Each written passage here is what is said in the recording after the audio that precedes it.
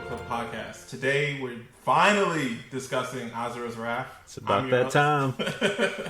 I'm your host Marcus, and joining me today as always are the homies. First up we got Trevor. What's going on? And we got the homie Greg. What's up? And then we got a guest, as we said, I think we promised this on your last episode, which was, what, Baba Is You? Yeah. We'll bring Ree back to finally cover Asura's Wrath. Yes, sir. Glad to be here. So this is Trevor's game for the month of, is it September? Was this? August. Oh, snaps. We're back on schedule. August, Let's go. So I'm going to kick it to him so he can introduce it. Okay, I'm going to keep this short just so we can get to the discussion. Asura's Wrath is an action video game, and it was developed by CyberConnect 2 and published by Capcom. CyberConnect 2 is a Japanese development studio, and they're mostly known for the Dot Hack series games, as well as the fighting game series based on the Naruto franchise. So Asura, the game started development in 2007, and they said in an interview, Hiroshi Matsuyama wanted the game to kind of reach everybody, to kind of be something that everybody could understand, which is why they kind of chose a theme around wrath. They felt like, wrath and power and all that could be a theme that could come across really well in a video game. And it follows the title character, who is a demigod, Asura, as he seeks revenge on the pantheon of other demigods who betrayed him. And the story is represented in the style and format of an episodic series of cinematic scenes, and you can definitely get that sense like playing the game, but it includes opening and closing credits at the beginning and end of each episode, and then the gameplay is integrated into like cinematic scenes, and the player switches between third-person combat and interactive sequences, which the player will use like QuickTime events. And because of this unique style, the game has been described in the media as an interactive anime. And just to add to that, like the anime part of it probably comes from like its very over-the-top animation style, because this game is, I believe it was created in Unreal. So it's in 3D. It's not a 2D game, but there are some 2D episodes that are DLC. But let me see. The game takes elements from Hindu and Buddhist mythologies and then blends them with science fiction. And that's probably one of my favorite parts of this game, is just that concept. It just looks really cool in practice. So there is DLC to this game. Some of the DLC includes bonus episodes. I believe it's 11.5 and 15.5 that are kind of like filler episodes, really. And then there's also DLC that adds a true ending to the game, which I happen to have played this time around, which I didn't before. And there's also DLC that features a two-dimensional fighting mode that uses the Street Fighter 4 engine, and it brings in characters from the Street Fighter 4 game, Ryu and Akuma, that you fight against. You're going to say something, Marcus? I was, but it's okay. I didn't want to... Actually, so never mind. Well, it had Ryu/Evil Ryu and Akuma/Oni. Is that the correction you're giving? Yeah, basically. Okay. I just kind of shortened it. But, yeah, you good. I didn't actually play those episodes, those DLC. And let me see. The game was actually very well received in Japan. I want to say some of the reviews were like 10 out of 10s and 9 out of 10s. But then when it was released in the Western market, the game received average reviews. And they said many critics praised the story and highlighted the interactive anime style as a positive, while others felt it detracted from regular gameplay. But that's pretty much it as far as the intro. I could go on and on about why I chose this game, because this is actually, we didn't mention it starting off, but this is our 3rd anniversary episode. Miss Checkpoints is now 3 years old. Hey. And I've been trying to get this game on the list for the past 3 years now. So finally we're able to play it. This is probably one of my favorite games of all time. And Marcus can probably attest to this. He plays fighting games, and I used to ride with him to tournaments. I was actually never good at fighting games, but this game made me feel like I was good at fighting games. So that was one of the reasons. That was one of the things that drew me to this game, because it was like, man, this Asura is like an actual, he feels like Street Fighter character, but it's not a fighting game. But yeah, that's pretty much why I picked this game, and yeah, I'll pass it to you guys. Just kind of your initial thoughts or your introduction to this game, like when you played it. I think everybody here has played it before. Yeah, go ahead. You can start. When did you first play it, Trevor? So I first played this game maybe a year or so after it came out. Because it came out in 2012, and I know I played it before I got an Xbox One, which came out in 2013. So I played it maybe within the year that it came out. Gotcha. And I played on 360 and continue playing on 362 because they need to go on ahead and port it to current or new gen consoles. And all right, what about you, Greg? So I think the first time I played it was like maybe a year or so after it came out. I think I had gotten it on sale, and just kind of I remember playing the demo and like really digging it, so picked it up and I played it then, and I think I had played the DLC. Played the DLC then, so finished it up then and went back and played it again this time. It's just as good as it was then. Okay. What about you, Bree? Dude, I feel like a nerd now because I bought this on day one. So I remember seeing the trailer for this game at the Tokyo Game Show back in 2010. And dude, I was blown away when I first saw it because it had that weird blend of like cyborgs and God of War and Japanese anime, all that just kind of mixed into one, and it really overwhelmed me. I was kind of seeing these comparisons like when I was going online, but it kind of reminded me of God Hand, just how like absurd it is, like one man versus a whole crowd. So when I saw it then, dude, I was watching it super close, and I was working at GameStop at the time, so when it came out, you tapped in. You know what I'm saying. You know what I'm saying. So yeah, dude, I bought and played it then, but when I finished it and I found out that the true ending was going to be on DLC, I kind of I was fighting the air, but I'm still with it. But yeah, man, I was hyped for this game through and through, dude, and I was definitely holding up my sword and shield against all the critics about this game because I really feel like it is a very special experience that no other game has really touched on so far. That's fair. And I think I played this maybe a year or two after it came out, and when I got it, I got like all the DLC beforehand, so I had like the whole experience, knowing like because do you guys know when how long or soon after the game came out did the DLC come out? I had an article up about it, and I just I want to say it was like 2 seasons. Okay. 2 seasons. 'Cause I want to say, dude, I'm trying to think when did this game come out? I want to say in October, right? And I think the true DLC had to come out that following summer. Ooh, that's tough.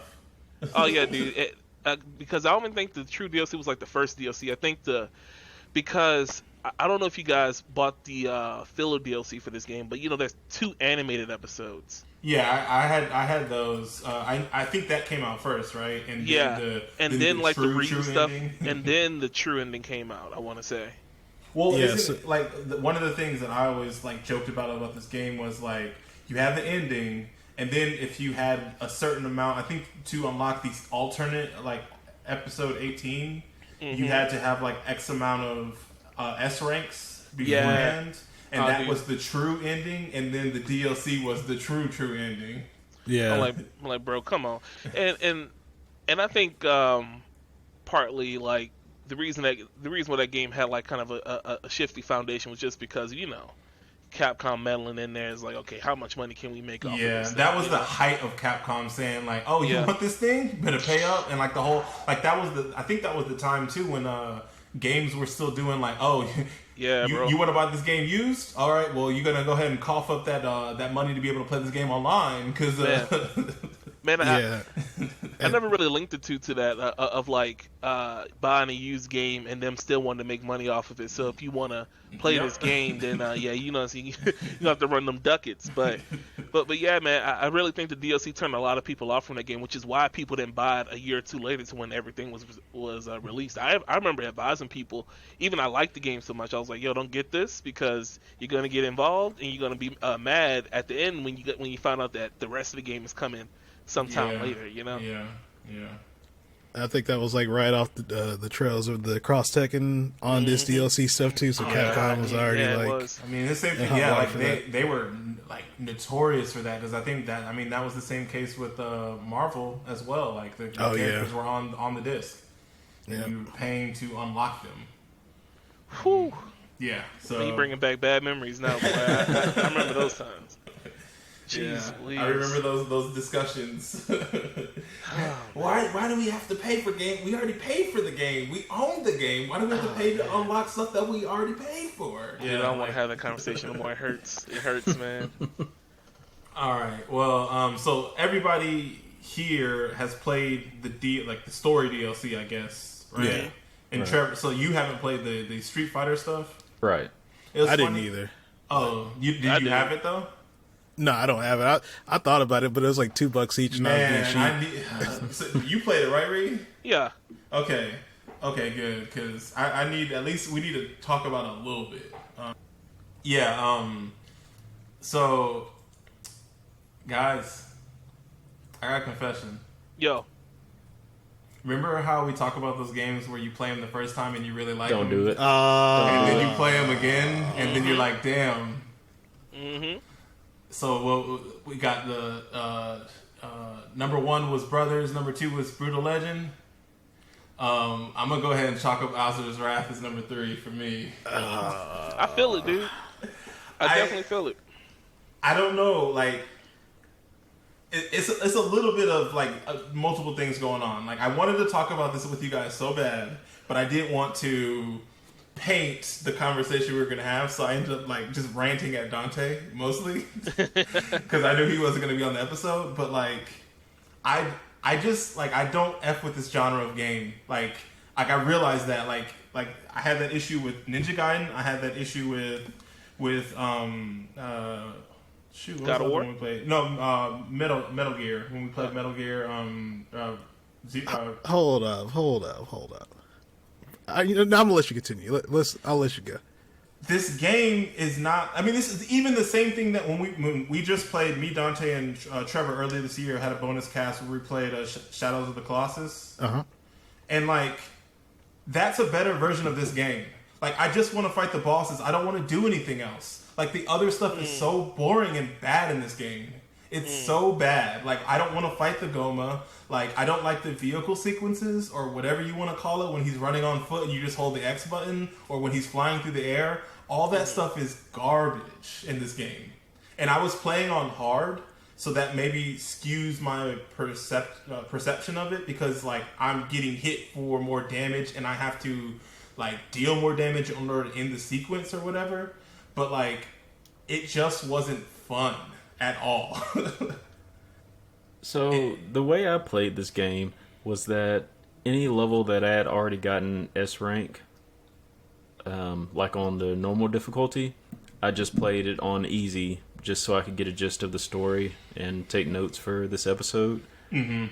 But maybe because it's on easy, all of the stuff that you were complaining about was very trivial in easy mode. Like I just went straight to the boss on all the levels. Yeah. And like, I guess maybe it's on me, because I'm playing a game that is predominantly QuickTime events, and the parts where it's not QuickTime events, it's like, oh, like I got to deal with this longer because they take more damage, I take more damage, and all that. And like the game obviously is not built for the combat. It's like visually it is, but not like actually gameplay. But man, like it just I would even argue visually sometimes because that frame rate be dropping hard, boy. yeah. But I don't know. Like I remember like I mean even like if I'm being for real, even like the moments in this game, like I remember like when I first played this game and just like, man, remember this part, or remember this part, and remember this part, and it didn't, for me, honestly, it didn't hit the same. It was like, man, why was I even like, this part was cool, but like this other stuff was like, like it wasn't as cool as I thought I remember it being, I guess. Like, I don't know, like, the game for me personally, and maybe I just build up too much of a expectation going back into this game, but it just wasn't as like epic, I guess I would say, as I remember this game being. I could kind of see your point about you don't want to do the stuff outside of the fights. Like, yeah, I mean the combat itself is like the weak point. Like most of what you're just there for is just the fight scenes and the quick time events. But I think I played on normal, but it was a little annoying. Like maybe there was a couple fights here and there, but like I kind of still felt like the presentation of everything was still good enough that like I still enjoyed to just to like trudge through that stuff just to get to that. Yeah, I think maybe it's just like certain like when you fought that giant turtle, how many ever times you fought, and like you know, you're fighting the same enemies too, and it's just like I got to do this, build up my bar, let me burst, let me keep hitting them. Okay, now I got to rebuild this bar back up, and like, oh, he's half health, and it's like, like I bet like on hard, I'm assuming like they probably take twice as much damage or something like that as they did on the normal. So it just, everything dragged out, and like especially if I died or something like that, because I'm getting hit for like a grip of damage, and it's just like, I got to do this fight over again, or like the a lot of the vehicle, or not vehicle, but you know what I'm saying, like those sequences like where you're using the rail sequences, or the on rail stuff. Like it was. I sometimes didn't feel like I had enough time to do the auto lock thing on everything before I was getting shot at. So it was like no matter what, if there was any type of boss or encounter where it took more, like I don't know, like say for example, you could only lock on to 8 targets at once, and if there was more than 8 things coming at me, I was gonna get hit that second time because I wasn't gonna be able to highlight everything, shoot, and then be able to highlight the other things and shoot before I got hit. And it seemed like every time in those situations I was taking damage. And I don't know, this game, like I was going in thinking like all these fights are going to be super cool, and then I'm like taking notes and I'm like, yo, this boss fight was kind of whack, like nothing really happened, or this boss was kind of whack, nothing happened. And it wasn't until we got to like August or whatever when I was like, okay, I remember this being cool, and this actually delivered on being cool. Personally, you know, like, and it's just like, damn, like, it just didn't hit the same, and I don't know, maybe it's because I started watching anime or something, but it's just not the same. Nah, I definitely agree with that. When I was when I first saw Asura, I was still in high school, right? So, obviously, I was 17 then, and to like 26-year-old me now, it's like I have two different tastes. Like obviously I've matured in some sense to where like some of the stuff in Asura just doesn't hit the same, right? And again, keep in mind, I've played Asura like 4 times, right? Mm-hmm. So it's like the August fight, the Wizen fight, the moment where you crush Carlo, which I still like all that. Like I kind of went in already knowing what's about to happen, but it still kind of rang with me. The parts in between, like getting to those fights, I didn't mind as much because I knew what was coming, right? It's kind of like, okay, I'm going in knowing that I'm going to have the little Galaga fight here, Galaga fight there, but it does feel padded, right? It does feel unnecessary. Oh yeah. Because sometimes they make you do the same thing twice. Like some fights may require 2 bursts when really this whole thing could have been summed up with the first burst. Yeah, it's like, okay, I get it. Like You know, like, oh, Right. this is a lot of enemies, and oh, I took them out, and now let me get to the actual Right. part of the fight that I want to see. But it still delivered on those parts that still rang with me. Like when you're fighting with Yasha, that part still hit me pretty hard, and fighting with August still hit me pretty hard. And even in the end, I'm not going to attempt to pronounce the last boss's name, but that whole interaction and seeing how Asura felt for his daughter, you know, all that still rang true. While we still have like the BS padding in between, I feel like it still hit where it needed to hit at, you know. And just to kind of add to that, this game, because of the style of it, is so much like anime. It actually reminds me of whenever I rewatch an anime series. Like, I know what's gonna happen. I know where the filler is gonna be. There's always gonna be filler, but you kind of like when you rewatch it for those big moments, like, you know, the moment when Asura crushed Kaoru in that ship. And I mean, just I think this game takes a lot from its interactivity, because it wouldn't be the same if you were just watching him crush that ship, but when you're mashing that B button and you're crushing the ship with him in it, I mean, that just kind of adds to the memory of that moment in the game. Yeah. And so, I don't know, I just kind of like, I see what you're saying about like all the minion enemies, all the ads. Yeah.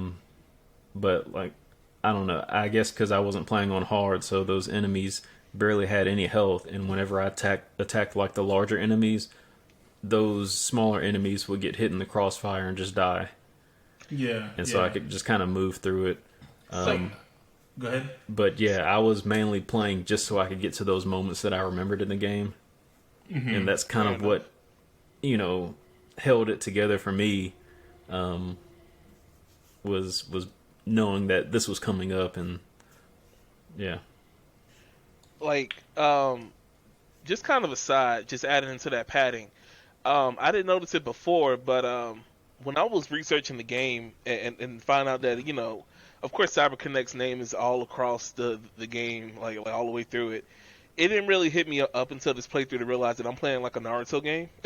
You know what I'm saying? like when they throw you in the arena and you're just tracking, and you're just throwing, you know, you're just shooting at them from afar. I'm like, oh yeah, I'm just throwing kunai, right? And I'm just gonna auto zoom to this character. I don't know if y'all played like the Ultimate Ninja Storm games. Not in a while, but it same feel.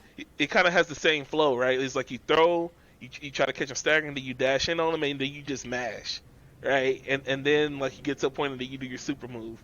But that kind of added to the experience like negatively, because I'm like, oh shit, something that I thought was super unique is really just an X copy from a game that I really don't enjoy as much. You know what I'm saying? Yeah. So. Yeah, which is kind of funny. I hate those, like all those like anime games, like the Naruto ones. They all feel like Dragon that. Ball. Like I hate them. Like I never had any interest in, but I dig this game. And I think most of the reason why I dig the game is just kind of the presentation of it. Like, I mean, it feels like an anime. You know, it has like the little mid-episode cut and all that, right? Like the way the music kicks in and everything. Like it really does feel like an anime. Yeah, that was one of the things that I will take. Like, I guess one of the things that I don't remember much was the story of the game the first time I played it. And, like, that stood out a little bit more for me just because I was like, oh, I have something I can watch and, like, kind of pay attention to or whatever. But, like, some of the story, like, presentation stuff was cool. And I especially like having watched anime now, and they're kind of like giving you the throw ahead to like, this is going to be the next episode, and like kind of being able to see. And then even at the very end, they show like, you know, when you're in between, I guess the interlude between episodes, and they have like the illustrations with the captions, the closed captions, so you can kind of read like an interaction that's going on, and it kind of gives you some context to stuff that was happening outside of what you were seeing. So like sometimes in an episode it would say like 500, you know, like you see something happen, then it fades to white, and then it's like 500 years later, and whatever, and then you're like seeing something, you're playing that section, and then like they use the interludes as an opportunity to kind of show like what you missed in that 500 years or something. which I really did dig that part of this game, like the way they presented the story. I don't necessarily.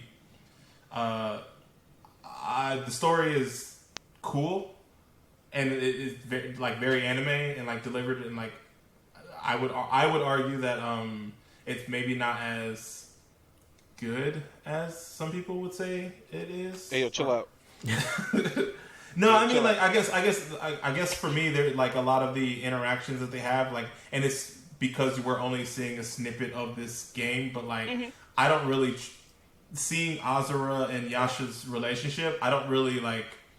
I don't see the friendliness or whatever, or like I don't see why they care for each other the way they do. It's just kind of like you're supposed to infer that, or like Olga and Olga and Deus. It's like the only time you see them interact, he like chokes her, like force chokes her, throws her across the room. But I'm supposed to feel like they have some type of relationship. You know what I'm saying? Like, right. I guess that's what I mean. Is like there's a lot that they're not showing. That like they're asking me to do a lot of the mental like, oh, I have to trust that what they're saying is actually a thing when they're not actually presenting it like in a way that it's believable to me.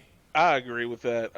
I kind of felt the same way with Asura's and Myth and his family's relationship. Durga, yeah. It's like my bad, Durag. Yeah, so like when you see them all together, that's after he's like done fighting the Goma, and Yasha's like, look, he's so weird with the kid, and he's like, I don't know how to hold this thing here, and it's like, okay, so he is a good dad. What? But that whole good dad part flushes out throughout the story, right? Like by the end, you see that the thing that was bringing him back was his love for his family, right? But yeah, I guess just like with anime, right? It's a blessing and a curse because I feel like Asura and Yasha kind of filled that trope, right? Like of a Naruto and Sasuke, or a I don't know, like a Ichigo and whoever the Ichigo rival is, right? Like a Yusuke and Kurobara. yeah. You kind of slide them into that, right? But I do agree that the story doesn't do enough to fill that in for you, right? You kind of like, okay, it looks like these guys are like brothers in arms, right?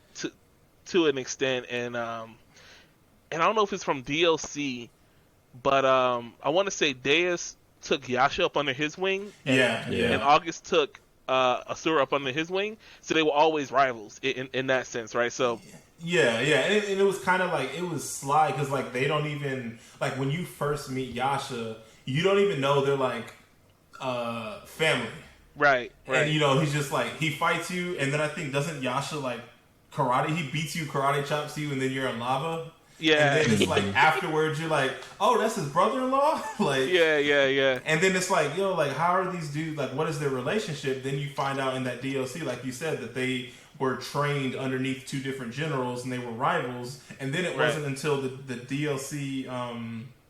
I think right before, I think it was like episode 23 or 20 or 21, where like this flash you fight him. There's a flashback fight, and it's basically like you're like 3 fights against Yasha, and at the end it's like, oh, we're brothers, and then Yasha like dies or whatever, you know. And it's it's like that's really all the story. They jam all your relationship with that character in DLC, and like. It's like, oh, this is where it is. Like, you don't see it in the main game. Because it's like, why am I running around with this dude that wants to beat me up? I think a part of that, too, is just they don't do enough to stress exactly how old these characters are. Like, they mention it several times, but these characters are supposed to be, like, centuries old. So, like, more than that, because I think Asura was on Gaia for 12,000 years or something like that. Yeah. So, you know, they're... relationship developed over, you know, thousands of years. Yeah. And so that would kind of be a stretch for them to, you know, to have to keep going back like, oh, well, when they were young, and then you think, well, how young were they? You know, they can't really show them as teenagers. They show Mithra as a baby, and then all of a sudden she's a teenager. But, you know, they don't really show, like, age progression with the demigods. Yeah, so like, and kind of some of these things with these stories, right? I feel like some of it doesn't need to be explained. I don't know how much of a development between Yasha and Asura would have added to that story. Sure.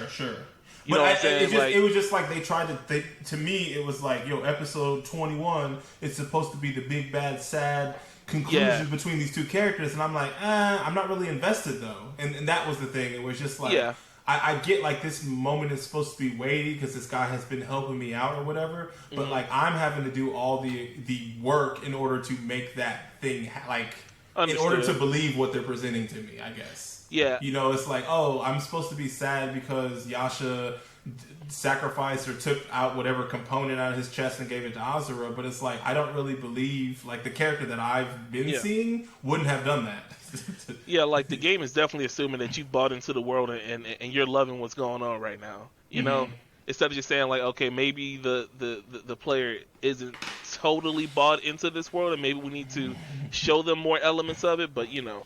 We're going to show them fighting more, because that's what we do. And what's also interesting with these characters, too, is usually when they take these types of references, like this game pulls from Hindu and Buddhism, but, like, when we see games that feature, mythology, like Greek mythology, you know, we already know those characters, and like you can kind of equate some of their relationships.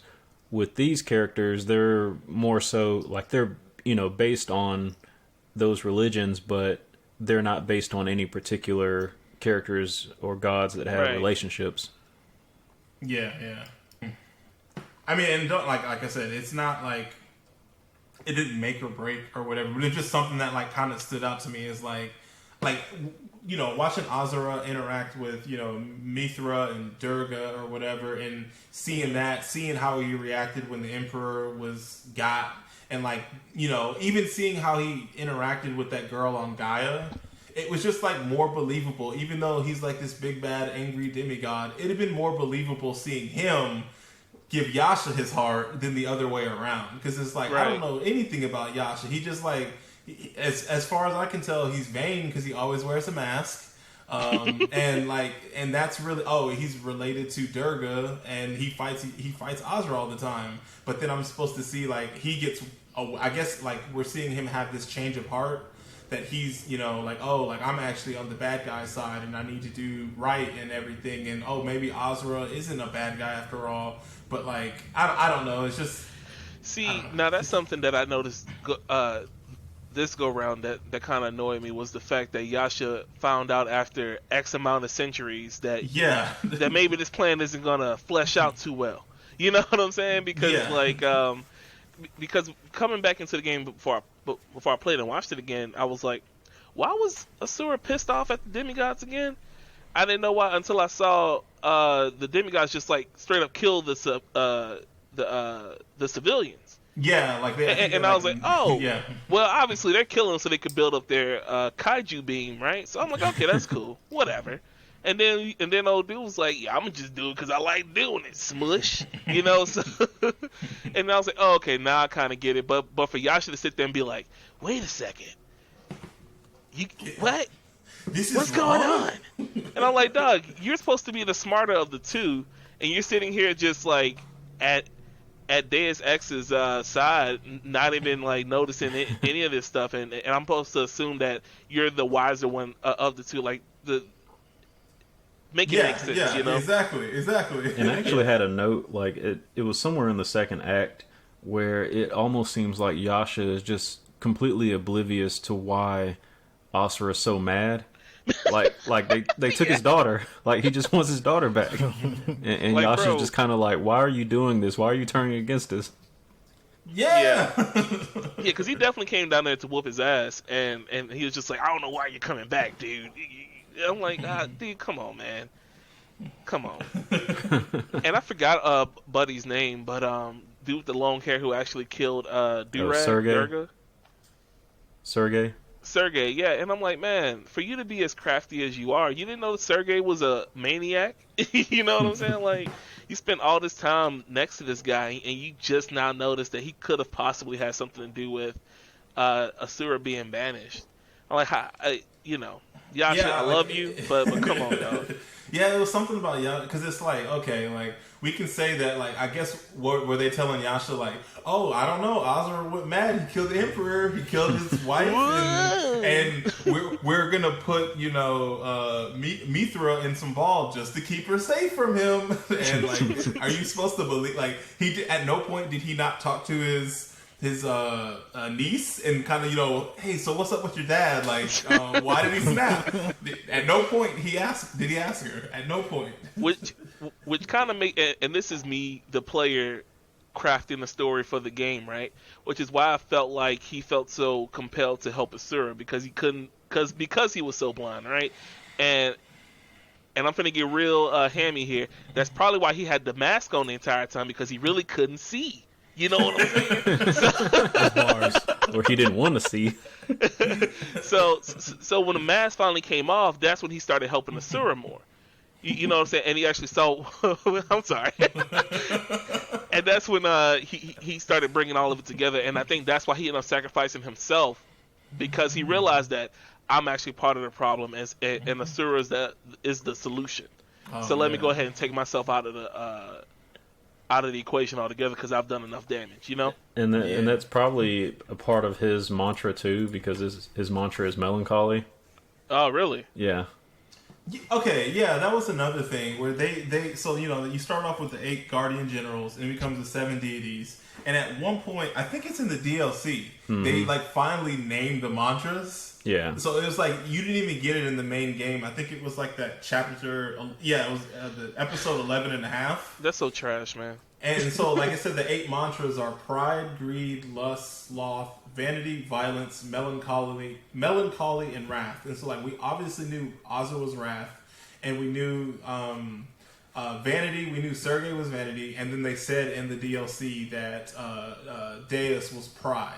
But it was like, okay, who are the other people? And like they didn't even say, and it wasn't until later on, I think it was in the DLC, that they called it out, because I think at some point people were like, I mean, you said it came out 2 seasons later, so they were probably like, all these people on the internet are just trying to, figure out what this thing is. And we realized we didn't say it in the game. We might as well, hey, when we wrap this game up and do this true ending, we might as well go ahead and put out there what they actually are. Which is kind of wild, right? I feel like this game did the same thing that Destiny did, right? Is where they crafted the universe before they actually made a story. Yeah.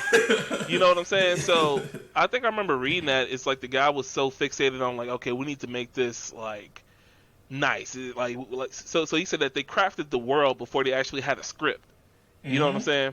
So with that, now you have aesthetics wrath.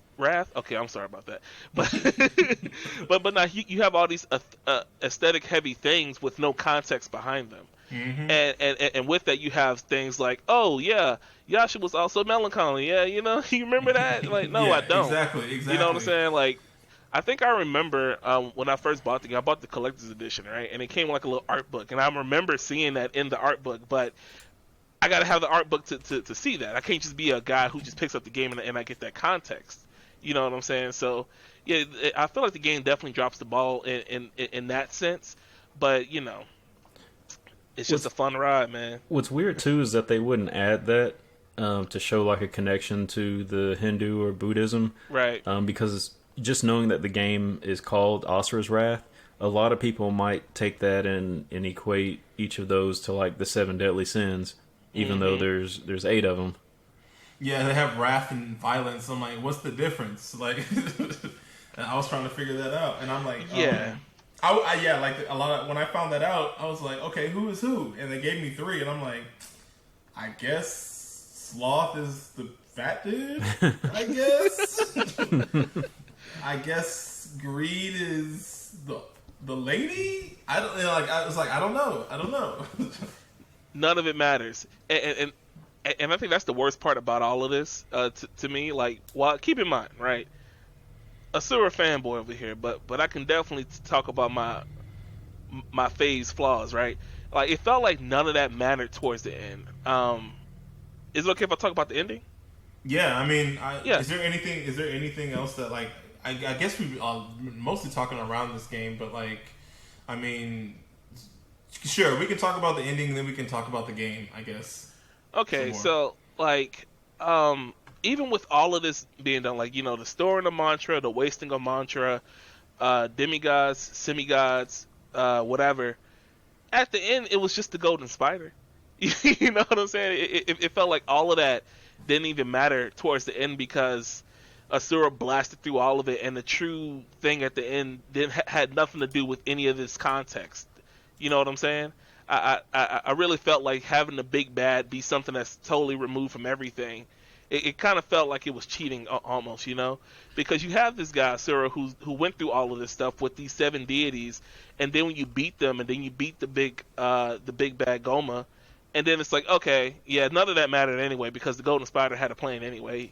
Yeah, because it's almost like he was getting revenge for what these deities did to his family. Mm-hmm. But then, like you said, at the end, it was like, oh, was the spider really pulling the strings all along? Or, like, was it like, did he set these people up in order to play? And it's just like, it just seemed like a cheap...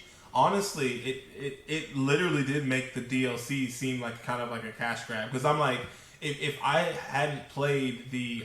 Like, thinking about it, I'm like, if I didn't get the that last part DLC, and I had just played through the game, fought Deus, fought the Vlithra or whatever, and then did that true ending and saw that it was the spider, if I wasn't feeling this game, I would not have bought the DLC. Oh, shit. Like, you know what I'm saying? Like, it's like I already had it before I played the game because I had heard word of mouth about the game, so I was like, I'm going to just go ahead and get everything. But, like, if I had, like... Kind of like you said when you were like trying to dissuade people from picking it up right away and saying like you need to hold off. Like if I like had played the game and I was like, the game is fun, but the story I'm not feeling. And then I'm like, oh wait, the spider was the bad guy all along. I'd be like, you know what, I'm good. That's all I need to see. I'll watch the anime on YouTube. I'm good. Exactly. I did want to ask, I guess in regards to the ending, if there wasn't a true ending, I mean, would you be satisfied with how the game ended, or do you think that true ending really like fleshed it out and like kind of gave you a better experience? Bro, you know what? To keep it $150, when I bought this game the first time and I thought I was done, if I didn't have the true ending, I would have been satisfied. But when the spider came in, was like, I was just like, oh, dude, what? Like how much further can I go, right? Because it's kind of like the way that the universe was created. It's like the deities are the tippy top, and that's it, right? Right. But yeah, like Mark said, it feels like a cash grab. Like keep in mind, I still love the golden spider ending, but I feel like even without that, I think the gist of the story would have been fine. Now, with that being said, I think the golden spider stuff definitely comes full circle for Asura. You know what I'm saying? I think it completes his entire arc. You know what I'm saying? But yeah, I'm kind of half and half. While I do enjoy it, and I think it increases the story on Asura's behalf, but as far as the universe, I think it does it a disservice.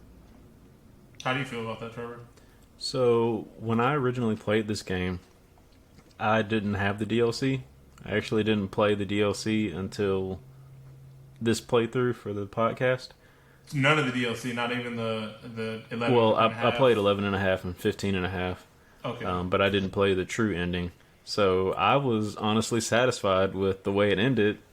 And, I was none the wiser that, there was a true ending out. Mm-hmm.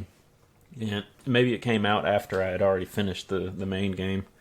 But yeah, I didn't even think anything of it, and it wasn't until I got to the final episode, chapter, what was it, 18? Yeah, well, there's 2 chapter 18, right? Right. And it wasn't until the end where I was just, like, it was even before they did, like, the little bridge for the DLC, but it wasn't until then where I was just like, oh, yeah, there's still one more of the 7 deities still alive, and that was Olga. And I was just like, so she must have a significant role in the DLC. And then as soon as it started, sure enough, Olga came out, and then it just kind of completely subverted my expectations, and I was just like, wait, is he really the villain? And he's I don't know. It just I was a little disappointed in it because when I was looking online, there was just so much hype about the DLC, like the true ending, and everybody was saying, "Oh yeah, if you play the game, you have to play the true ending." And it wasn't as great to me as I thought it would be. Mm-hmm. But I'm glad I played it. But I could have lived without it. It's still one of my favorite games without that DLC. Sure. Yeah, I think I'm kind of like I'm with you where like it was like I do feel like there is some story stuff that happens and like kind of what I was saying before about like needing to like use my imagination to kind of see some of this relationship stuff, like being able to see like Yasha and Asura at least like have like their bonding moment, so I can kind of quote unquote care about the character a little bit more and just see their relationship. That was cool to see. But like that part was really the only part that I felt like was really needed. Honestly, like, because I mean, like, it adds 4 acts or 4 episodes, and then it's like episode 19 is the reveal of the big bad. Episode 20, you fight the Goma as Yasha. Episode 21 is Yasha versus Asura. And then episode 22 is the last, the boss fight. So it's like, really, like, they added another chapter that of content that I didn't like. Mm-hmm. They add the fight against Yasha, and then it's like the big bad boss fight. And it's just like, yo, why couldn't this have just been in the main game? Like, why did I have to pay for this? Right. Versus, like, the other, I mean, I feel like the thing I do appreciate, not that they really added anything, but the little half episodes, they were like, there was obviously work put into those because those were animated and created and like looked a completely different way than the main game. And so like you can like, in my mind, I can justify like, oh, I'm paying for this and I'm getting an entirely different experience. And it's like also, I think in both of those, since they were half episodes, they were showing you something that was going on outside of the are in parallel to the main part of the game that you're playing. Where this was like, oh, this happens after the ending of the game, but it's not really like, some of it is like super prominent to like the story of the game, and I feel like you're getting an incomplete story. I'm assuming that's why people suggest picking up the DLC, is like, if you like the story, then you need to see the story all the way to the end. Mm-hmm. But gameplay wise, I don't necessarily think that it's worth picking up if you're not really feeling the gameplay, I guess. Understood. Which is really weird to say, because like a game like this, you're like, oh, like obviously you should be in it for the gameplay, but it's like the story part that is like the... So yeah, and then the other DLC, which you guys didn't play, we might as well. You want to talk about that, Reed? Oh yeah, I got to hear this. Yeah, man. Keep in mind, it's been a while since I played it, but I definitely went there with it. Should I go ahead and start? Yeah. Okay, so correct me if I'm wrong. So I know you fight Ryu, Akuma, and Oni, right? Yes. Okay, so I remember playing it, and I'm like, this is super ham-fisted. Like, you had to force this in here. You know what I'm saying? While I thought the aesthetic of it was cute, like when you're fighting Ryu, you have 2 different life bars. You know what I'm saying? And then you gotta... It's basically the same thing, just on a 2D plane. Mm-hmm. You know, and I felt like I was just button mashing it, and coming from fighting games and Street Fighter 4 being like one of my main fighting games, I'm like, okay, I would never do this. Why am I jumping in on Ryu? Why am I just like, why am I just mashing A on Ryu? Like I don't like any of this. But it felt like something that it felt like a placebo rather than any real gameplay for me.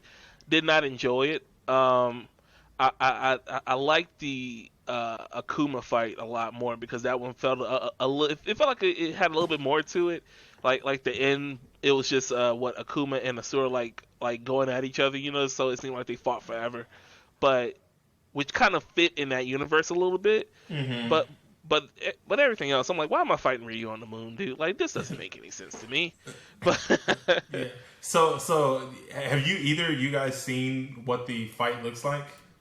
I've only seen screenshots. I hadn't seen it in motion. Okay, so like it literally, like Trevor, you were talking about playing fighting games, so like Asura makes you feel like you're like a fighting game. This puts you back into like scrub mode, and it's like super. It's like I didn't realize this. I think like in order to unlock the actual fight, you have to complete all those missions. I think, Ree.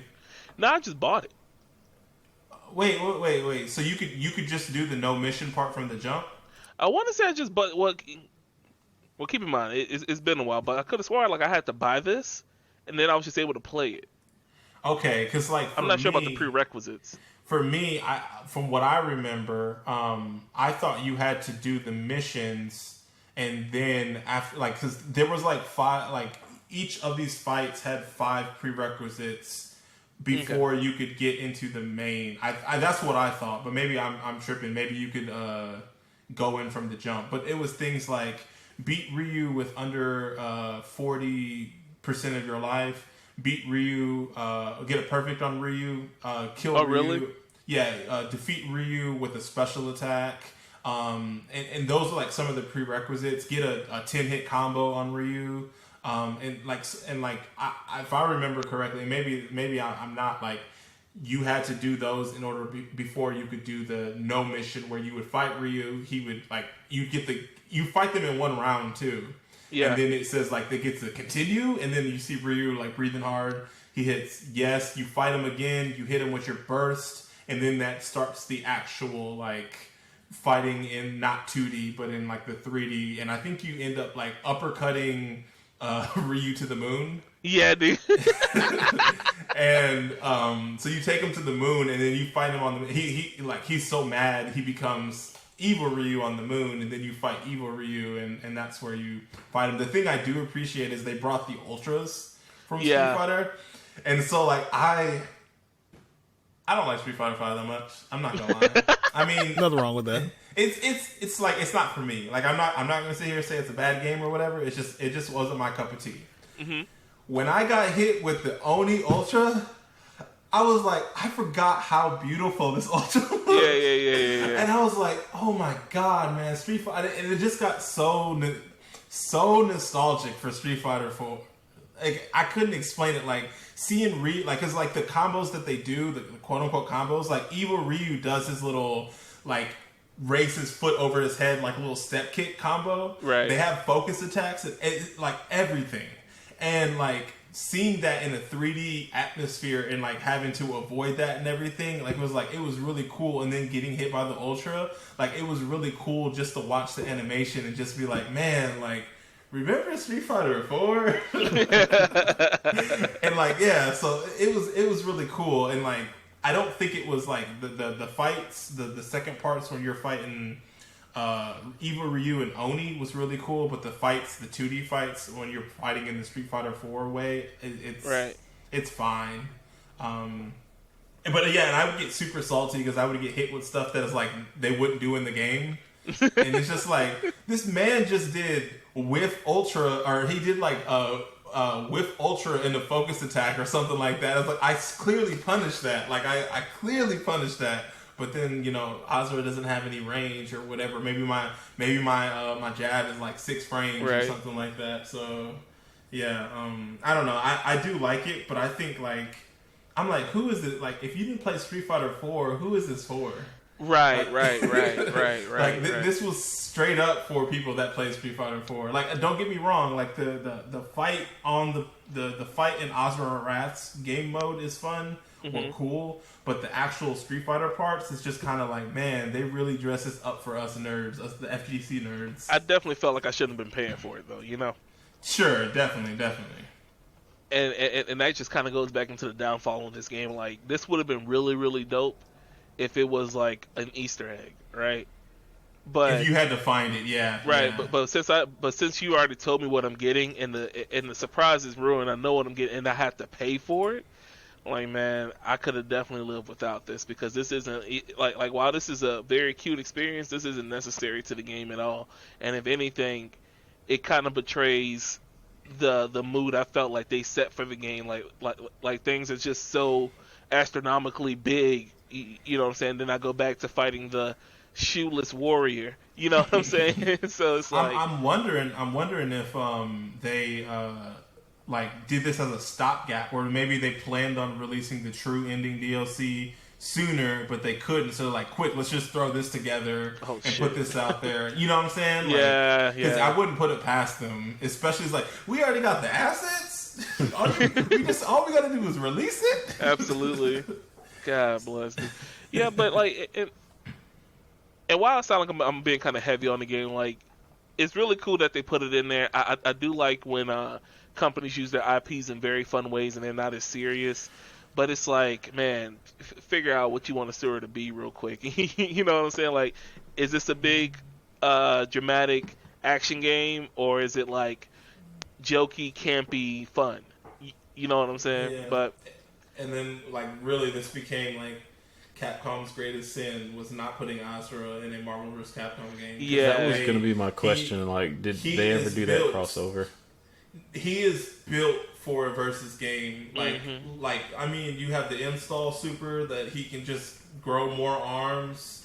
You have I mean, we see him in this 2D context where he has a fireball and he has like a charge move and like these things. And it's like, man, like they could have easily put him in a versus game at this point, but they just haven't. And it's like I feel like him, and I always hear like when it's just the community like always says they should put Gene from God Hand in a versus game, and like I feel like that is like their greatest sin is like going back to the well on these same old tired Street Fighter characters. Like we don't need to put 4 Street Fighter characters in a Marvel vs. Capcom game. We can just do 2. It's fine. Like, you know, and like use some of these other characters that you guys have built these games for that people do enjoy and want to see. But yeah, I don't know. So I'm watching the gameplay from the Lost Episode 1, and it did something that I really appreciate. When they go to the moon, it looks exactly like it did after Asura and August fought. Yeah.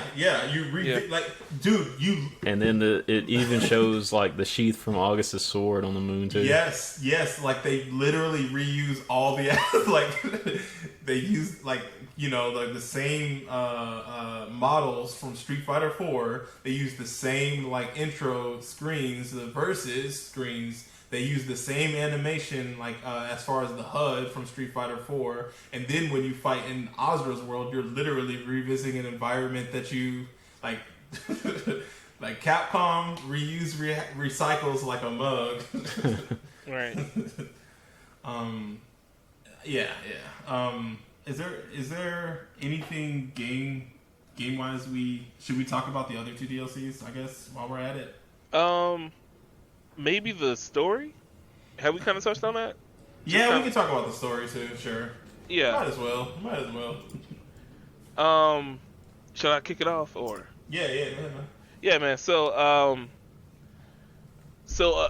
Asura's Wrath, I feel is a story about, man, what is Asura's Wrath about? Jeez Louise, dude. Because I want to say it's just like get mad, but it almost feels like a story about redemption, you know? So you have Asura, who's a young deity, who just had a daughter who is now the perfect vessel to hold all the mantra, right? Like she's a priestess, but I'm not really sure what she does. I guess she collects the mantra or puts the mantra somewhere, which makes me think like, what would y'all doing with the mantra before? But that's neither here nor there. But the 7 deities kidnap his daughter and kill his wife and kill him. So then it turns into a story of just straight redemption because Asura's wrath, no pun intended, is so strong that he climbs out of hell to come back and to save his daughter. But then he comes back and the entire world is super different from what it was when he was first killed, and now he's trying to make his way back to what do they call the so the planet, they banished him to Gaia, yeah, which is basically Earth. And like I I have a couple of different questions Right. for you guys that maybe I can kind of. This would be the opportunity for me to ask them. But like, why is he the only one that can come back from hell? Because his wrath is so strong, man. Yeah, there you go. Like, I mean, is that like? Did they didn't say in the game? I don't think they right? specified in the game Nah. at all. Okay, But that's 'Cause I- It's probably because of Naraka too.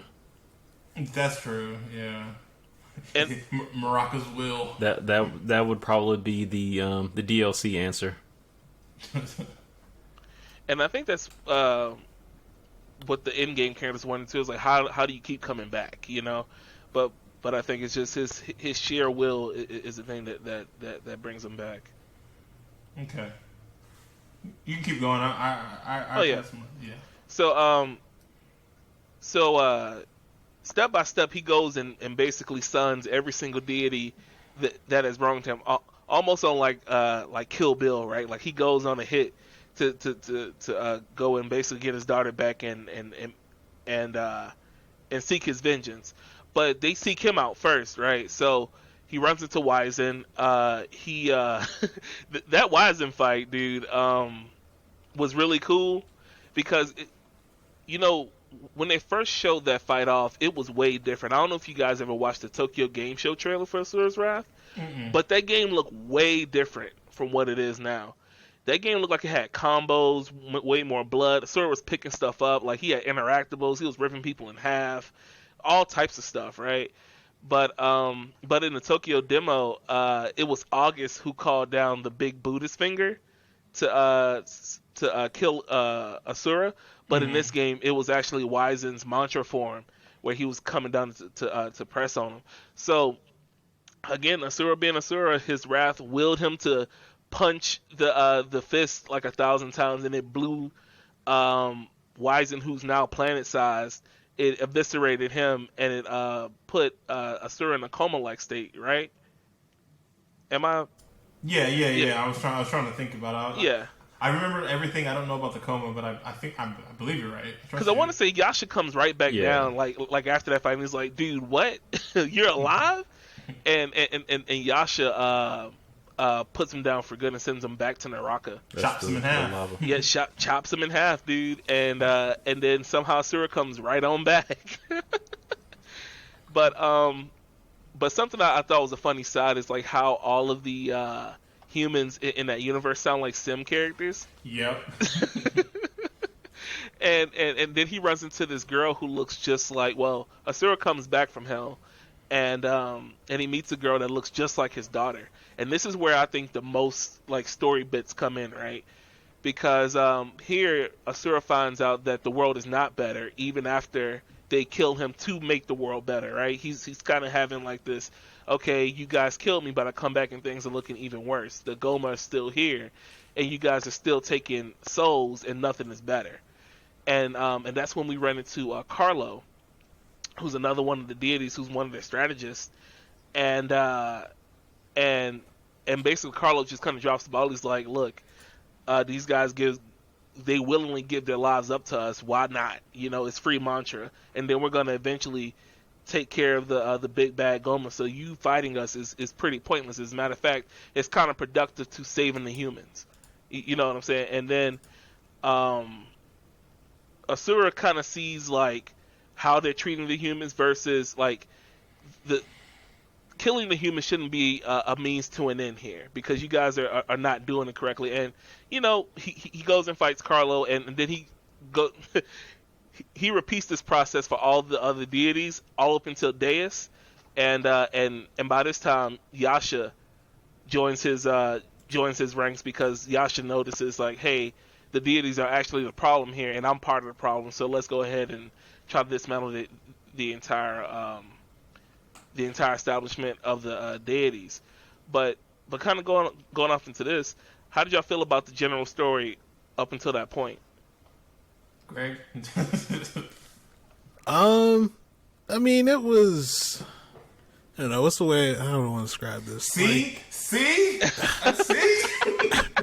Yeah, I was on an island in the beginning when I'm saying the story is fine. I saw what they were doing as far as like the setup. There was a bunch of like political, like backstabbing going on. So that's kind of what I saw it as. I going through the story now, because it's fine.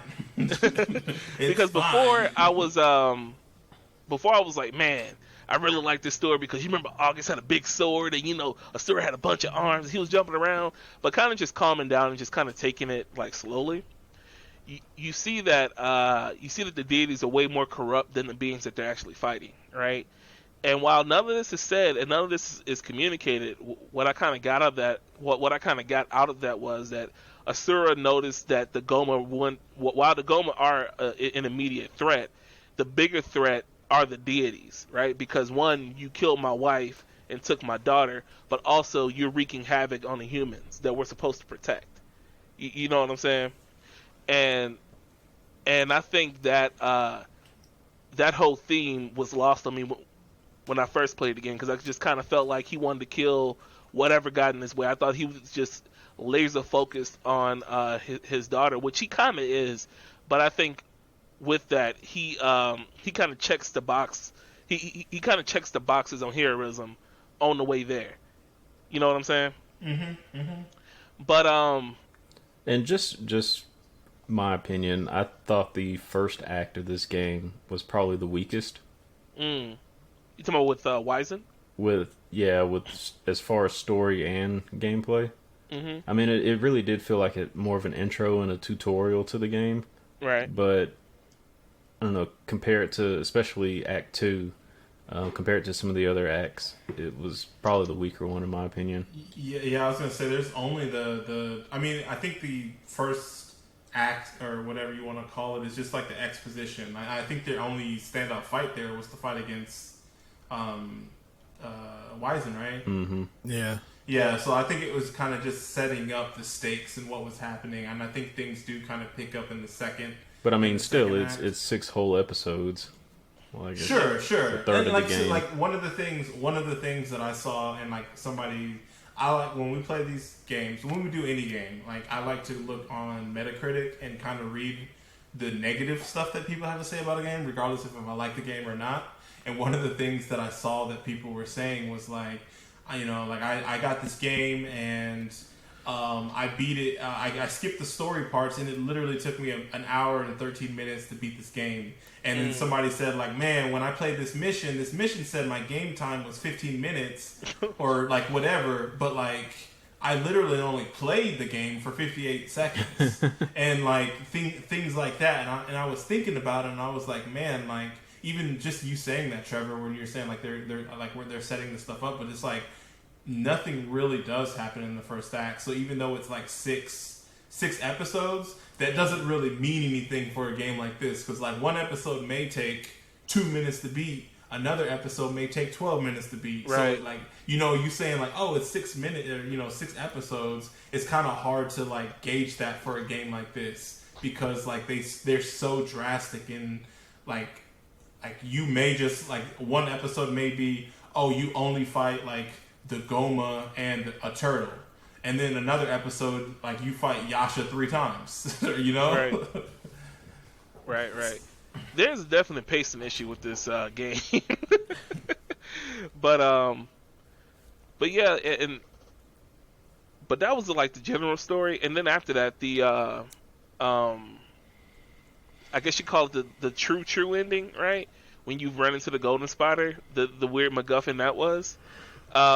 Throughout the entire story, you've been kind of somewhat like he kind of played as your Jiminy Cricket. It was this golden spider, and at the end he reveals himself to be a. Now I don't remember what actually he was. Was he like an older god or something like that? I think that's what it was. Like he was one of the first gods. Okay. And the deities kind of came in and pushed him to the side, and he's pretty salty about it. And what he does, he uses Mithra, who's like the avatar for all mantra, and he becomes this super weird Buddhist figure who is what this game does a good job of is like just raising the bar on power levels, so you don't really know what's what, because here he is, the Golden Spider is like this being of all beings, God of gods, but he's still able to get punched in the face. You know what I'm saying? Yes. So it kind of leaves me. It makes it hard to describe what he is when he just seems like a normal man who's just big now. You know what I'm saying? But the Golden Spider becomes the God of gods, and sends Asura back to Gaia, and Gaia is in ruin. So the big sad part here is now that I'm assuming that Asura was killed because his transformer core, they never explain why they're cyborgs. Yeah, that was actually a question I had. It's like, who do you think made these demigods? Because like I guess for the people listening, Cybertron, like their aesthetic is they're like humans with like cyborg parts. So like Asura's arms, he's like Jax. From Mortal Kombat, so like he has like the super ripped body and everything, but his arms are like a shiny like metal. And I'm trying to think like not Wizen, but Calro or whatever, Carlo, the older one, he rides on like a 2-wheeled like scooter around. And like Wizen, he has this big metal shield like arm. Like everybody has some type of like mechanical. Except for like Olga, right? She probably does too. We just can't see it. So something just kind of jumping off your whole metal thing. A really nice thing that they have in here is the weird metal creaking. Whenever the characters are moving around, it sounds like a big piece. It sounds like a ship moving slowly. But which kind of throws in even more confusion. Like, what are these people? You know what I'm saying? Like, so Mithra is like, she looks like a human, right? She's straight human. And then you have Durga, and she's a straight human. But it's like Yasha looks more like Asura, and they don't explain that. And it seems like it's just one of those things that it is because it is, right? And that's a lot of this game. It just is because it is. Don't ask no questions. Don't ask no questions. Just buckle up. But yeah. The Golden Spider, which I do not remember the true name of the Golden Spider because God bless. I don't know if it has. I don't know if it actually. Yeah, I think that's just the name of it in the spider form. Naraka. Well, Naraka is where it was like the Naraka is the hell, the ruler of Naraka or something like that. When it came out as the god at the end, it was like Chakravatan or something like that, which was actually I think the only direct reference to not a character but a figure in Indian religion. Really? Yeah, because it actually is like the universal ruler, and all the references to like the wheel, and that was like actual from Buddhism and Hinduism.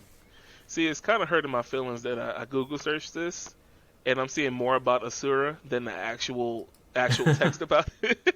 I think they add an N, like when you type the name, they add an N to the name in Asura's Wrath. Yeah. Hinduism made it a hot name, and Asura made it a hot song. Oh my god. But yeah, after he, I'm gonna call it Shaka. So after so after he throws hands with Shaka, then it absorbs Mithra and becomes this superior being, which is, it literally looks like an android that has an open chest and the inside is like a red skeleton. But they are now on a plane that doesn't exist in our universe or the game's known universe. They are fighting in like this otherworldly place. But when you get ultraed by Oni, that's where you're fighting. Yeah. Yeah, dude. So you guys are fighting in this white space, and of course, Asura overcomes him, but in the end, you find out that the thing that's been pushing him this far has been his rage, his wrath towards his enemies. And now that he has his daughter, and now the big bad is defeated, he no longer has that wrath. So he, of course, turns into Mantra and fades away. But with that story, man, and the last thing, I felt really complete at the end, right? I really felt like Asura learned a lesson, and his rage made sense to get to this point. I didn't really feel cheated. I feel like he had a complete circle, right? Like he starts here and then he ends up back here, you know, I think it made sense for his character, for all the things that he did, for all the trials and tribulations that he's been through. That moment when he gave his life for his daughter, it kind of made sense for the entire journey, in my opinion. Yeah, I could agree with that. I think. I had I'm trying to think. I had something I wanted to add, but I can't think of it now. I have some questions though. Do you have anything else story wise that you guys wanted to talk about or mention? Nah. Oh, I mean, I guess we might as well. Do you guys think the other two DLCs are worth it? The half episode DLCs. Are those the animated joints? Yeah, the animated ones. Nah. They're like filler. Yeah, I appreciate, like, it's like, oh, some work went into this. They actually, like, it reminded me, like, I like DLC where the game or the DLC is, like, a completely different aesthetic than the main game. Like, when we played Enslaved and the Pigsy DLC was, like, a completely, like, different gameplay than the main game. I really did appreciate that. I feel like there was another game we played where that happened. And, like, I appreciate it about this, but, like, story-wise, there's nothing really happening. It's straight up, like, animated, like, it reminded me a lot of the animation from the Castlevania series on Netflix. And, so, it looks really cool, but it's strictly gameplay, too. It's strictly gameplay, like, so... I won't say it's worth it, but I also, it's like $1 or $2, right, for DLC. So it's not like you're a lot out of pocket if you do get it, but there's really not a lot to it. I feel like it's better if you haven't beaten the game and you get that DLC, right? Because once you beat the game, you've emotionally spent all your time with this game, and then you have to go back in and watch these 2 filler episodes. I feel like it's not worth it. But yeah, I agree with that. But if you're going to the game fresh, go ahead and buy all the DLC so you can just go ahead and play through this and have it as a complete package. I feel like the way that it was intended to be enjoyed, and before Capcom diced it up. One thing I wish they did was that, like, while you're playing through it, it doesn't give you the option to say, hey, do you want to play the 11.5 or 15.5 after you've completed 11 and 15? Because I completely skipped over it, and it wasn't until I finished that act that I realized, oh yeah, I forgot to go back and play the DLC episode, so I didn't play it on this playthrough. But I wish they had some kind of feature like that didn't just skip over it. That makes sense, yeah. So I was wondering, do you guys think the spider, he built the deities? I don't know. I think he was just kind of an outlier. But I'm not sure who built the deities. I almost want to say that they willed themselves into existence. But nah, I'm not really sure how to call that one. And if we're saying, like, the deities are tens of thousands of years old, because I want to say, like, the 2 time skips they have in this game that I remember was, like, 12,000 years later and 500 years later. So, like, how old do we think the gods are? I think for us, I'm kind of cheating because I looked this up. Apparently, Asura is like 28 or 29, and then like, it shows like the years? age that they look. Okay. Well, no, not in. Well, shit, I can't call it then, dude. Because I was gonna ask, like, because my main question was, how old do we think Mithra is? So, like, we're saying, like, the gods are tens of thousands of years old. Is she like a couple thousand? And, like, when do you become like a offspring of a god and you're a baby? To, like, do you age the same rate? Do they like, is this guy was his wife a god? Kaoru looks like like an 80-year-old, but then you have Asura and Yasha who look a lot younger. And yeah, they look the same. They literally look the same age from when Mithra was a young, like, pre-Mithra to, like, now. When Mithra's, like, she looked like high school age, or maybe she's middle school, like, 12 to 16. like, I don't know if they tried to do this, but in some of the flashbacks, it looked like Asura had like a little less muscle. Yeah. I don't know if that was meant to make him look younger.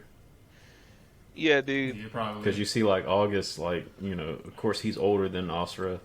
I guess he's meant to be like his superior, but you know, he's like super built. Mm-hmm. And that's what happens when you build a universe before you build that script. Yeah. Do those characters? Did any of the characters remind you of any characters in other games? Because like I'm specifically Capcom. Because like obviously like to me like Wizen reminded me of Birdie. And then I was gonna say that like these characters made me think of like, is this where they came up with the idea for Nikali? Like. Huh. Just like him being an angry character, like just having muscles on top of muscles with like the scars and everything. And I could see like, that. Is he like, cause you know, like just something about him just strikes me as like he may have been like some of the people on this game were like, you know, tasked with creating a new Street Fighter character. It wouldn't be a far like them coming up with a colleague wouldn't be unbelievable. Not at all, man. I think. Asura and Yasha definitely are just your yin and yang for all your anime protagonists. You know, they definitely just feel like X copy, like Naruto and Sasuke. You know, yeah. For August, he definitely reminds me of a I don't know if you guys watch Bleach, but he reminds me of God bless, dude. Kenpachi Zaraki, just somebody who's super strong, but nobody knows why he's that strong. He just is, you know. Like there's no context to this guy. He's just awesome, and we all just recognize that, you know. But say that to say this, I feel like the entire game feels like anime stereotypes, right? It's like you have your super angry guy, your super calm guy, your super fat dude. You know what I'm saying? Like, yeah. Like everybody is a everybody is an archetype. I don't really feel like you have the androgynous character. Huh? Said you have the androgynous character.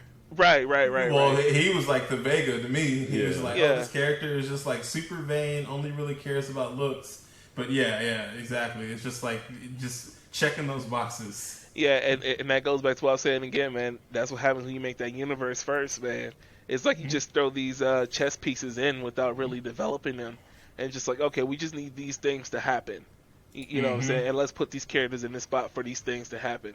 Not necessarily thinking like, oh, will it make sense for this character to do this? Will it make sense for this to happen to this character? Will this character react to this way? You know, you don't really think about that. You just put them in. Yeah. It's kind of like Gary's mod, dude. You just throw them in the spot and you hit record and see what happens. I kind of feel like that was what they were going. Like, I don't think it was kind of like you're saying, like, obviously they didn't build this with the story in mind. I think they just wanted to make a bunch of cool ass shit. And it was like, well, you know, fuck it. We'll let them figure it out. We'll let the players decide what they want to make of it.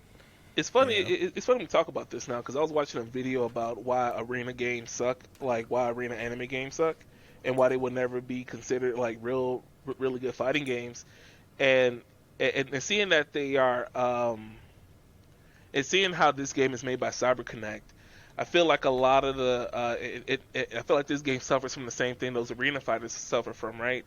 It's like these guys just want to make something that makes the fans go ooh and ah. Without really adding any substance, kind of like Jump Force, the newest, like one of the newer bigger arena games. It's like you throw all of the aesthetic in there, you know, so with none of the substance. So I feel like this game suffers from the anime fighting game curse of like all looks. I want to get something that's going to make somebody pull it off the shelf and buy it, rather than actually putting time in giving this game substance so it can be something that can be remembered for its remembered as a whole package, rather than like, damn dude, you remember when August like stabbed that dude through a moon? Yeah, man. I also remember when Asura picked up that sword with his mouth, you know, instead of, because now we're going back and seeing that, okay, the moments are still the moments, but everything to get there was just kind of muddied. You know? Yeah. So with that, I want to segue into my question. What was your favorite moment in this game? Man, probably when he's fighting Chaka at the end, and he was like, "Why? Why won't you stay down?" And then like before he gives him the final punch, he says, "Because you made my daughter cry." And I was like, "Yo." I'm like, this character's too good, man. Yeah, I actually made a note about that because when it did one of the flashbacks, he was, complaining about having to hear Mithra cry all the time. Right. You don't know it was a daughter. You just he at one point he says like she won't stop crying, and that's about it. Yeah. And then later on he says it's his daughter, and then that's the payoff when he's at the end. He's like, "You made my daughter cry." Yeah, he was like, "The best I can do is punch the things that make her cry." And he was like, "He can't be a good father, but he can do that." I was like, you know what? He gets my vote. All right. I think another really dope part, because they took this from Dragon Ball Z Broly, when he crushed Carlo in that escape pod, bro.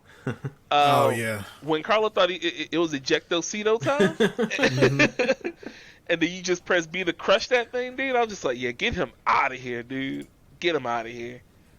Oh, and the first time when you fight Wizen and you get the option to make him shut up, I was like, yo, this is okay. I see what you guys are doing. All right. But yeah, I think like mostly just because it was like a part where you're like, every time there was a quick time event prompt, you're like, oh, like this is going to be really cool. And so I think my favorite part was when you fist bump Yasha. When he's like frozen, and then he just disintegrates because he's like that, like he's dead and everything. And like I really like that part just because it was like I feel like that was the payoff that they wanted to have, where it was like, we need to have him go in a cool way. Forget about, we'll figure out how to make the relationship make sense later. We just want to make sure there's a fist bump at one point. And, and so I really like that part. Yeah, I think my favorite part is the August fight. Yeah. I don't know, I guess it was just probably the way that he kind of ended that fight with the taking his sword and cutting him. Well, he had the sword in his teeth, basically. Mm-hmm. I thought that was kind of one of the coolest sequences, but I'm trying to think of another one in particular. I like splashing that girl in the pool. I was just about to say that. That whole section was kind of weird. Yeah, that whole arc with August was my favorite part of the game. Like everything from the hot springs all the way up to the fight. Oh, dude. When I found out that Dez uses nunchucks, that also blew my mind too. I was like, I was like, yo, this is pretty dope. I love nunchucks, man. I love nunchucks. I was like, yo, I didn't know. I'm like, oh, I feel bad that I gotta whoop your ass now, dude. Okay. Yeah. There was another part that I thought was super cool, because I actually had that as a question too, Trevor. I also had going a little bit past what is your favorite fight? So, because not everybody's thing was their favorite fight. Did you guys was August just the fight for y'all, or was there? My favorite fight was probably fighting Yasha, because man, when I first played, dude, I was all the way in, so I was like tears coming down my face, dude. I was unconsolable. My brother. And then when I found out that he was already dead and he was just fighting Asura one last time because that's the only way Asura understands, I was like, man, just go ahead and rip my heart. I don't want to play no more, dude. Get this shit out of my face. I am hurt. But I think that was my favorite fight because the OST is amazing as well.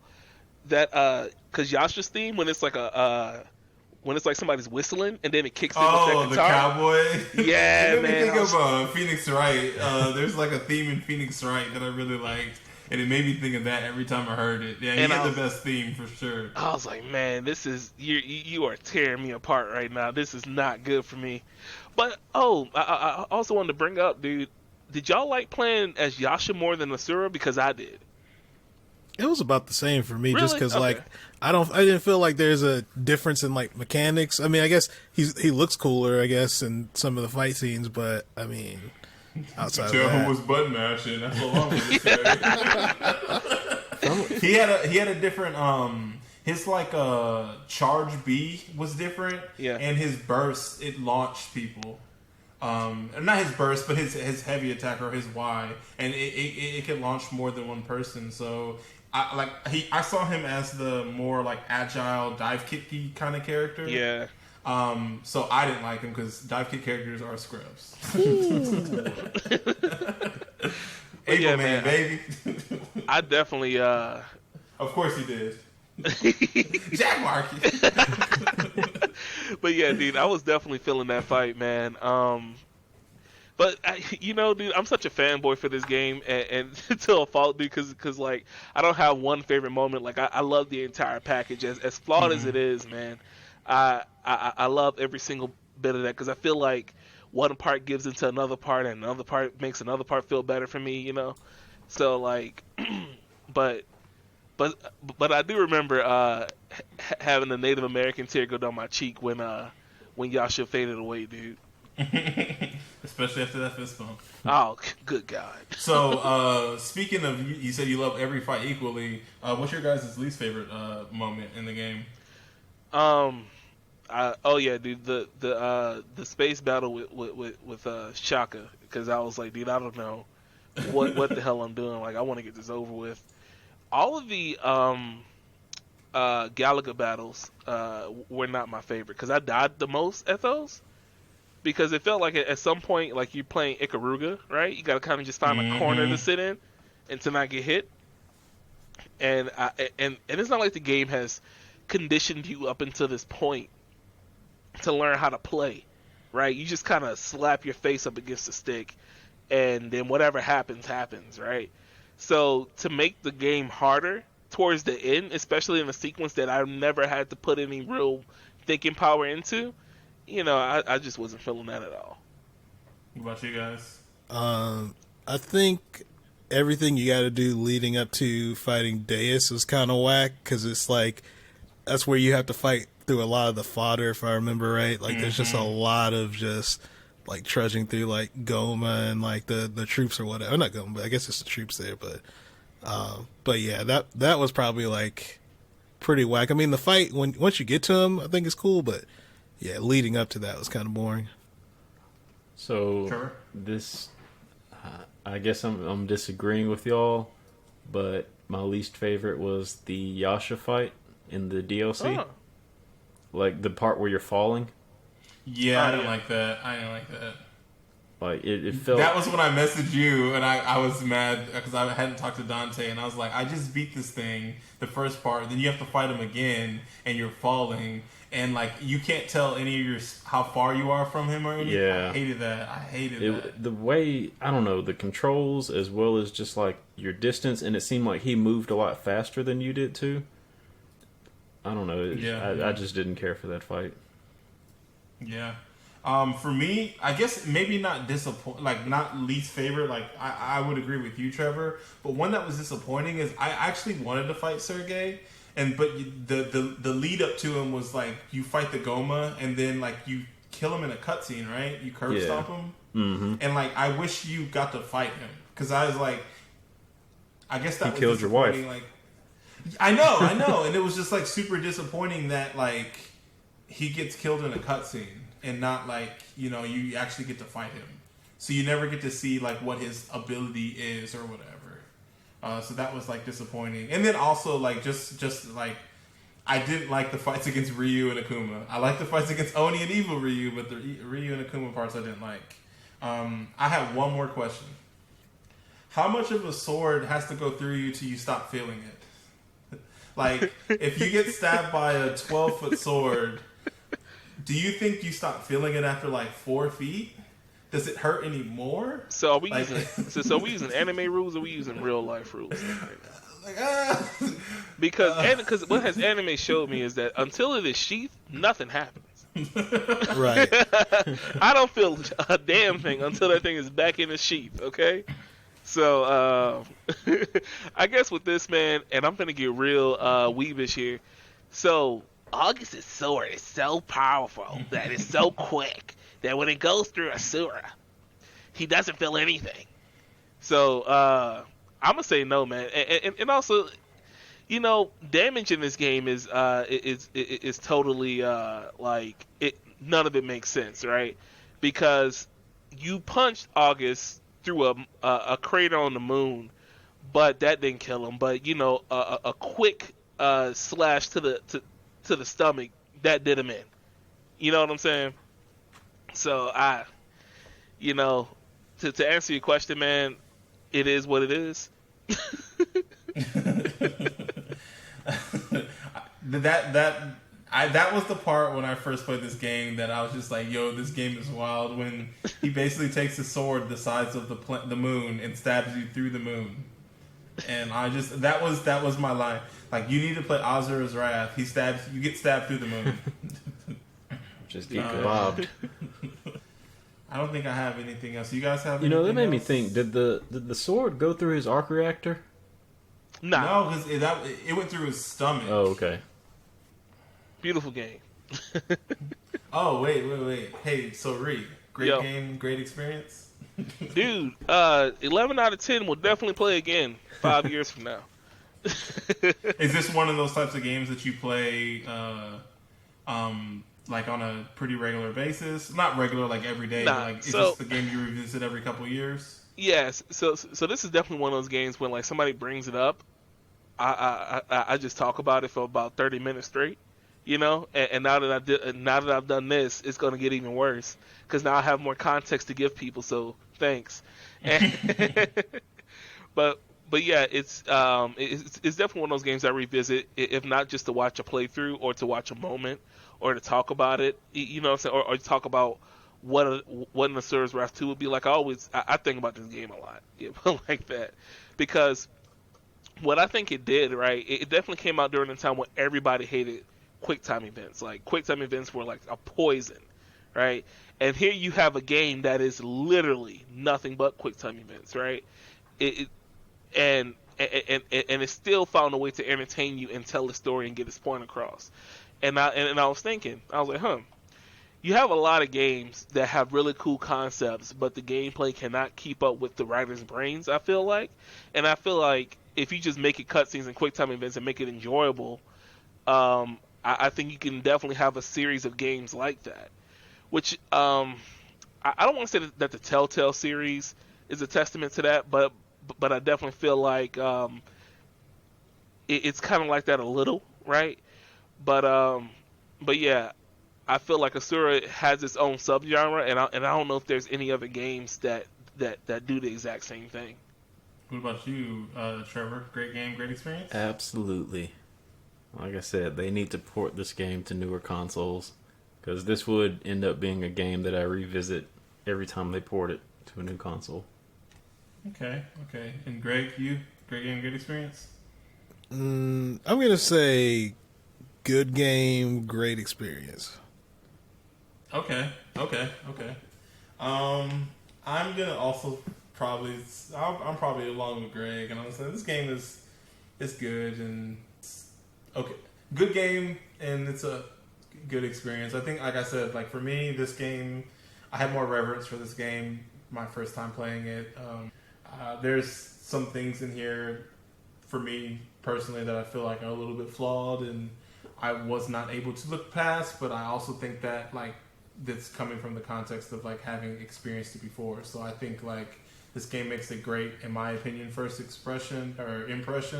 I do think that the DLC is a mixed bag, but I would kind of like what Ree had said earlier, that I just highly recommend just to get all the DLC and just experience this all in one time, and then because you don't want to feel like you're missing out on anything, and also you don't want to feel like, oh well, I played it already, what more will this stuff add? So I just say just go ahead and get it all and play it and see what you think.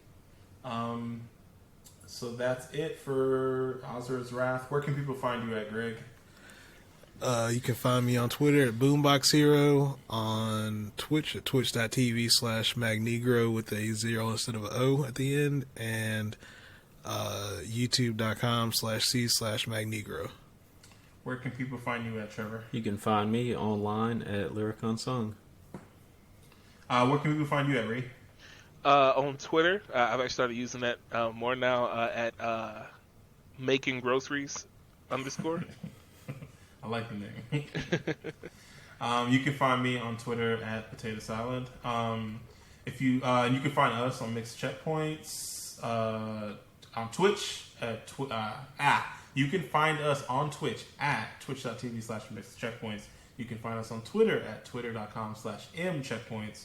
And you can find us on Facebook at facebook.com/points. And if you like tuning in to Missed Checkpoints to find out about hidden gems, cult classics, indie games, then share us with your friends, family, and the not shitty subreddit communities you're in. Comment on our Facebook page, add us on Twitter, leave us a review, preferably 5 stars on Apple Podcasts so we can appear higher in the leisure category. We appreciate everybody listening to us. This is, like we said, our 3rd year doing this. Yo, congrats to y'all, man. Thanks, man. Thanks. And just like leave us a review, hit us up, and just like tell us some games some episodes you like that we did. Tell us some games you'd like us to talk about. We'd love to hear from you guys. Like, I think me and Trevor have talked about it on the bonus cast, but we've both been hit up by a couple of folks, just like, hey, you guys should play this, or have you thought about this? So it's always cool to hear from you guys. So always feel free to reach out to us and let us. And yeah, appreciate you coming on, Ree. Really appreciate. No problem, man. This was a pleasure, dude. I was talking about this to my coworkers. Like, dude, y'all remember Asura's Wrath, man? Yo, I'm about to go talk about it. Well, I'm glad that you were really hype about it. Yeah, we'll have to. I think we'll maybe have to hit you up, and for a future untitled game. We don't, or maybe we can bring you on and you can choose the game. Hey, okay, we do the story mode for 2K15. Man, you know what? I thought about that one time. That's a Spike Lee one, right? I thought about doing that one time. Oh, dude, it's so bad, man. But it's so good. I watched the YouTube cutscenes, man. It's pretty amazing. Man, 40 mules an acre, you better respect it. Nah, yo, a game that I think definitely slipped up on the radar. Do y'all remember Grand Theft Auto Chinatown Wars on the DS? Yeah. I've been trying to have these guys play that for so long. I've had it on 2 different lists, and they've never voted. They've never voted for it. Dude, I don't know how you emulate that, but that game is pretty solid. I've been trying to get. So they ported it to mobile some years after or whatever, but I don't know if it's still available or not. Yeah. I've been trying to read. It's been on 2 lists and it hasn't gone through. So I'm trying. I've never played it, but I've heard really good things. Hey Greg, yo. Yeah. Did you bring up True Crime Streets of LA? Oh man, I have not. But man, that is that is a game. I tried to get Sleeping Dogs on here, which obviously is like the spiritual successor. Yeah. But, dude, nah, you gotta get the glitch. True Crimes. You gotta get the glitch mess that is True Crime Streets of LA. That might be kind of rough though, because you'd have to have a PS2 or an Xbox or whatever. Dude. I guess it's on all the old stuff. It's on GameCube. Yeah, it's on GameCube too, right? So as long as you got one of those, you got to play the PS2 version with the Snoop Dogg add-on, bro. Oh, it came out on Mac. Okay, and then there's a mobile version. Ah, that hurts so much. I hate hearing that. I know that game sucks. I know that game's... Dude, it sucked just on this regular platform. So, God, that game, man. The audacity you talking about that game makes me want to go back and play it again. Huh? Are you talking about that makes me want to go back and play? Because I just remember how stupid it was and how fun, how dumb, it's just the dumbest game ever, but it's so funny and Wait, are we talking is it funny Barkley? Shut up and jam? Well, I don't know if it's unintentionally funny, but I don't know if it holds up. That game's a technical mess, man. You're laughing at it, not with it. Yeah. Definitely laughing at it. Pointing and laughing at his shoes, man. All right. Well, yeah. With that, we're Missed Checkpoints and we're out. Peace.